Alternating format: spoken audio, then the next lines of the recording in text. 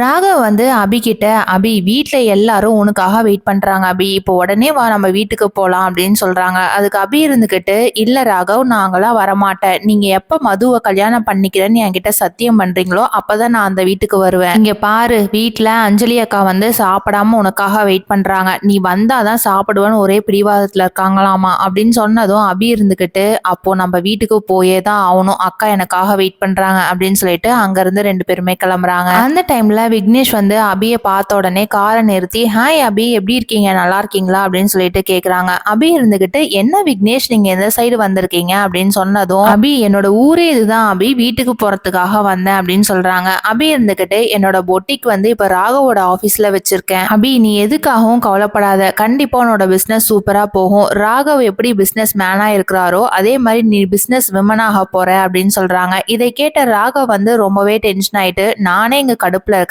இவன் வேற ஒருத்தன் வந்து அபி கிட்ட பேசிட்டு இருக்கானே. ராகவ் வந்துட்டு, அபி இப்ப பேசி முடிச்சாச்சா, நம்ம வீட்டுக்கு உடனே கிளம்பலாம் அபி, எல்லாரும் வெயிட் பண்ணிட்டு இருக்காங்க அப்படின்னு சொன்னதும் விக்னேஷ் இருந்துகிட்டு, சரி அபி நான் போயிட்டு வரேன் அப்படின்னு சொல்லிட்டு கிளம்பிடுறாங்க. மது வந்துட்டு ராகவ் வந்து ஒண்ணுமே சாப்பிடல அப்படின்னு சொல்லிட்டு ஃபுட்டு ப்ரிப்பேர் பண்ணி எடுத்துட்டு வந்து கொடுக்குறாங்க அபி கிட்ட. அபி உடனே இருந்துட்டு, இவ செஞ்சதுல நம்ம ஏன் ராகவுக்கு கொடுக்கணும் அப்படின்னு சொல்லிட்டு அபி ப்ரிப்பேர் பண்ண ஒரு பிஸ்கெட் எடுத்து வந்து கொடுக்குறாங்க. அபி மனசு மாதிரி ராகவ் கூட வாழ்ந்தா நல்லா இருக்கும்னு நினைக்கிறவங்க இந்த வீடியோக்கு லைக் போட்டுக்கோங்க. தேங்க்யூ.